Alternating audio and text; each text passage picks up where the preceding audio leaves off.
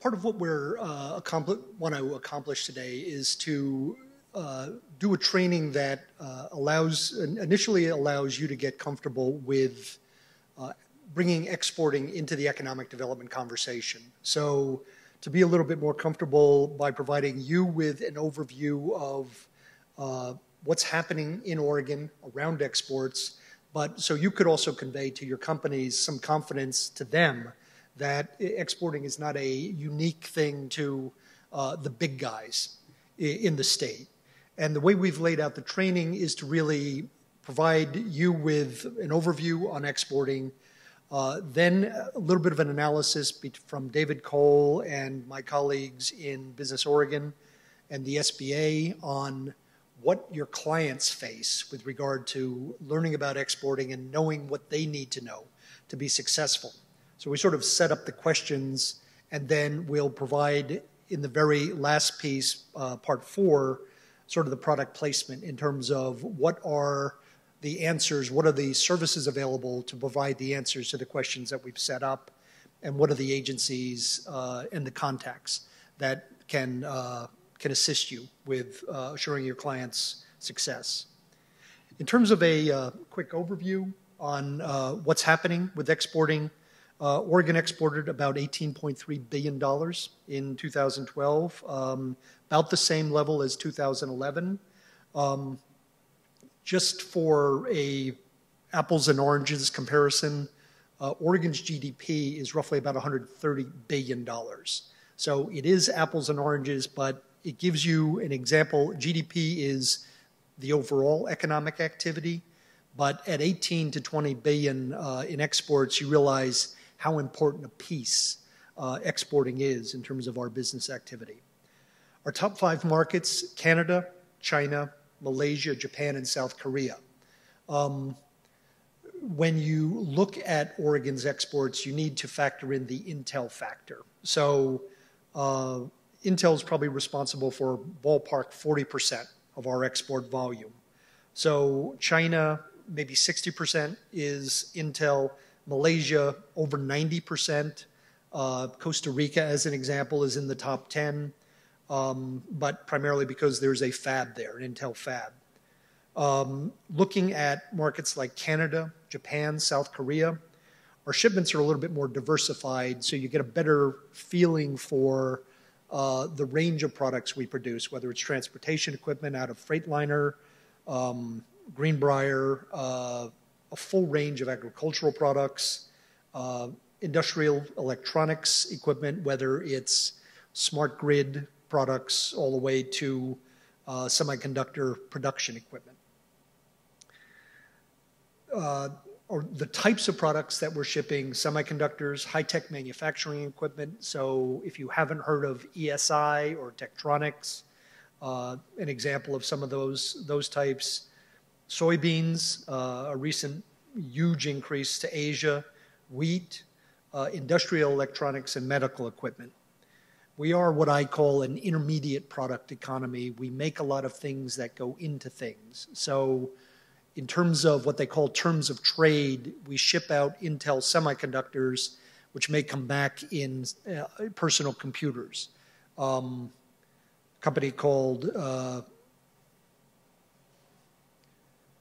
company that manufactures semiconductors that go into Apple products, Triquint Semiconductor. So we are healthy when the U.S. economy is healthy. We're exporting industrial products that may come back as consumer goods, or we're sending out industrial electronic manufacturing equipment, oscilloscopes from Tektronix, that type of thing that may be used in the production of products that are consumed both domestically and globally. The thing to know about exporting as well is that the numbers I'm going to be citing today are manufactured goods products. Exporting involves a full range of services, which, as you're well aware, represents a very important part of the U.S. economy. But export of services means a German tourist consuming a bottle of wine in a restaurant down in the Yamhill Valley, a student studying at the University of Oregon or Linfield College, a foreign student, because what they're paying into the U.S. economy for the export of the education services they get. Software exports, legal and financial accounting services represent a full range of the types of services that means that companies in your area may well be exporting. They're just not doing it in what you might consider a traditional fashion. In terms of the exporting footprint, it's happening all around the state. Without overdoing the graphics here, $500 million out of Salem, $500 million out of Eugene, Springfield. But as far afield as Bend, where there's a full range of very small companies doing some very exciting things. My apologies for this next slide, A, because I'm horrible at PowerPoints, but B, there wasn't a better way with my abilities to present this, but this is exports out of Oregon by 3-digit zip code.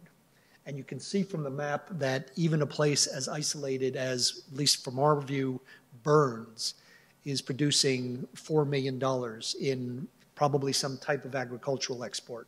But it's happening around the state and represents an important part of economic growth to those communities. The export demographics in terms of who is exporting in Oregon. Close to 6,000 companies are involved in exporting in Oregon, and we estimate that near 90% of them are small and medium-sized companies. Now, SME definition that we use is under 500, which is the Small Business Administration definition. In my experience, of those 90%, or the 5,300 exporting, probably 90% represent companies under 50, probably 25 employees. That's the footprint of companies that we're counseling. And in each of these categories, both the larger exporters and the smaller exporters, between 2010 and 2011, we saw increases. So you'd think in a downturn, fewer people would be doing economic activity. Our companies we have more companies exporting. They're realizing that the markets are overseas, that the growth opportunities are going to be overseas. That SME total, so of those 5,300 companies, they're responsible for nearly $6 billion in exports. So when you spread that out amongst the communities around the state, you can see it does have a very important local impact. The link between jobs and exporting, we've looked at it from the firm perspective, but what we're seeing is that export-supported jobs linked to manufacturing account for 5.1% of our total private sector employment. 1/4 of manufacturing workers depend on exports for jobs. Going back to the services exports, when you look at the tourism multiplier effect, it's usually very significant. I think it's 8 to 1. So for every dollar spent, there's $8 multiplier effect in the community. And when you realize how much tourism, foreign tourism, may impact rural communities, as an example, or having a college in the town, just gives you an example of, again, the multiplier effect on the services side of exporting in a community. It's also a truism that, as you'll find in your economic development work, that companies that export tend to pay higher wages. They're able to resist downturns, as we saw earlier with more companies involved in exporting, and that every $1 billion of U.S. exports estimated to support about 5,000 jobs. When I was working on NAFTA in the mid-90s, that number was $1 billion to 25,000 jobs. So you can see the impact of productivity and technology on the workforce. In terms of who is exporting, we find that 95% of manufactured goods exporters are SMEs. So very much a reflection nationally of what we find in Oregon. 96% of exporting wholesalers were small and medium, and they account for 62% of the exporting wholesalers percent of $303 billion in exports. When we say exporting wholesalers, one of the things to consider is companies may not export directly. They may not ship overseas, but they may, because we are an intermediate goods manufacturing economy, indirect exporting. So somebody like Precision Castparts making fasteners that will go into Boeing airplanes. That relationship is critical and represents a very large part of what may be supply chain relationships in communities. So in that regard, it's important to look, when you're talking to companies, to look at who their customers are. And if they're in an exporting supply chain, again, it's part of the fabric of what's happening. And in many of the things that we'll talk about today will relate to what they need to know to be successful, not only within that supply chain, but as they might grow to look for overseas customers. When we're talking about exporting companies and talking about global markets, one of the things that we want people to be excited, but we want them to be realistic. When you look at the world, you don't need to say, my God, I should be exporting to 190 countries out there. 81% of our exporters are shipping to at least one of our top 25 trading partners, one market. So Canada, Mexico, the UK, Australia.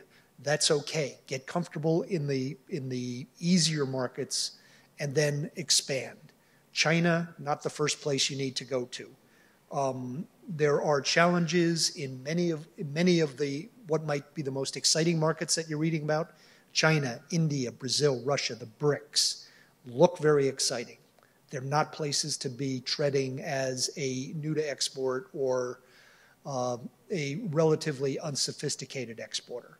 Canada is one of our largest export markets, and when you look at the key markets that most of our companies are going to, Canada and Mexico, we have the North American Free Trade Agreement that presents easy opportunities, easy access, reduced tariffs going into those markets as target markets. The UK and Germany, middle or high income economies that Oregon products are well suited to. So UK, easier place to do business. Language, not a barrier.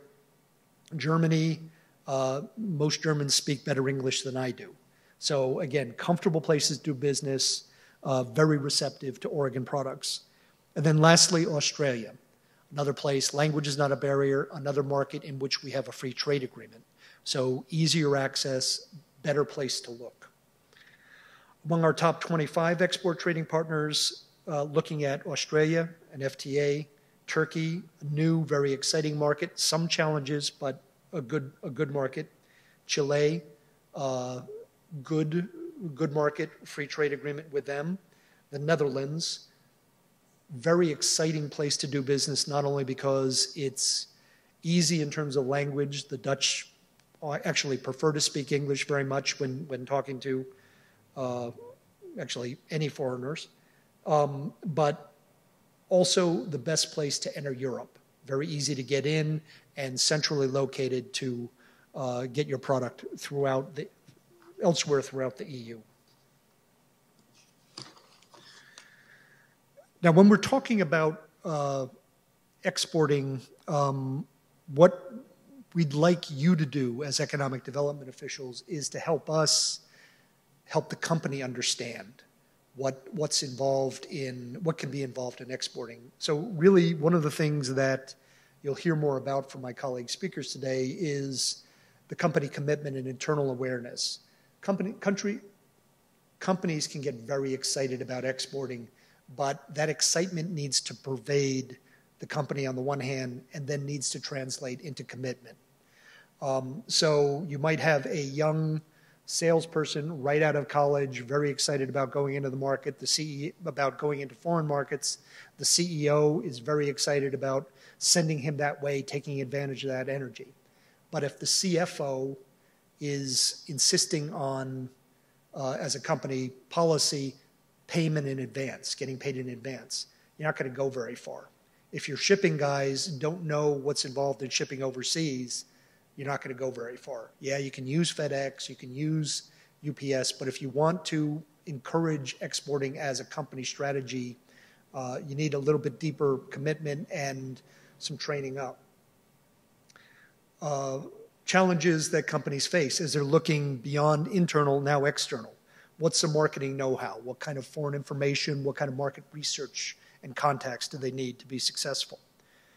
Trade financing and banking infrastructure. Two pieces here. One, smaller companies tend to very often deal with smaller banks that may not have the capacity to handle international transactions.